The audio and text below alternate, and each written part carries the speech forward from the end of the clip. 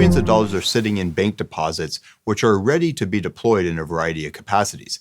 Investors should be considering ways to optimize these cash allocations. Although nominal rates are higher today, and yes, T-bills are some of the highest yields we've seen in almost a generation, the reality is that we think there's more active approaches which investors can ultimately take, which balances the triumvirate of capital appreciation, capital preservation, as well as liquidity management. All it takes is investors to rationalize exactly what liquidity they need today versus the intermediate future. And in doing so, they can powerfully encompass opportunities we see at the front of the yield curve here at PIMCO. First off, investors should be considering their immediate liquidity needs. We would consider those a tier 1 liquidity allocation.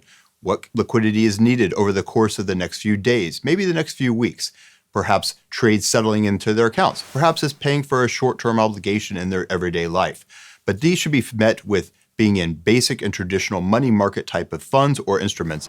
The second tier of liquidity, which is really meant for more intermediate terms over the next few weeks, the next few months, maybe even the next few quarters, is really focused on those structural opportunities to focus on diversified portfolios of assets, perhaps including high quality corporates, asset-backed securities, as well as securitized product, helps to bring together a high quality portfolio that produces more income than you would traditionally find in a money market fund. But more importantly, the segmentation of cash to that longer term horizon allows investors to really profit and think about ways to monetize that liquidity horizon, which is longer.